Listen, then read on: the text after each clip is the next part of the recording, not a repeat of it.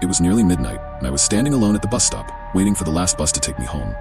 The air was cold and heavy with fog, the streetlights casting eerie, flickering shadows on the empty road. I checked my watch. The bus was late. I tried to shake off the unease creeping up my spine, but I couldn't help feeling like I was being watched. The streets were deserted, the shops closed, and the only sound was the distant hum of a car engine fading away. I was all alone, or so I thought.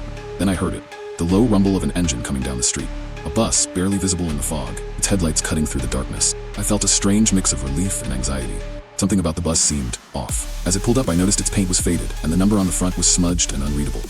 The doors creaked open, and the driver, a gaunt man with hollow eyes and a grim expression, stared at me. "Last stop, all aboard," he said in a voice that sent a shiver down my spine. I hesitated for a moment, but told myself I was being silly. It was just a bus. I stepped on, the doors hissing shut behind me. Inside, the dim lights flickered, casting shadows over the empty seats. I made my way to the back, trying to ignore the unease gnawing at my gut. The bus jerked forward, and I glanced at the other passengers. There were only a few. A man in a trench coat, a woman clutching a purse tightly, and an old lady staring blankly ahead. None of them looked at me. They all seemed distant, as if they were lost in some fog of their own. I tried to focus on the window, but outside, the fog was so thick that I couldn't see anything. Just the faint outline of trees and buildings passing by, distorted and twisted in the mist. Minutes felt like hours as the bus rattled on, and I realized I didn't recognize the route. This wasn't the way home. I leaned forward to ask the driver, but when I turned my head, I froze.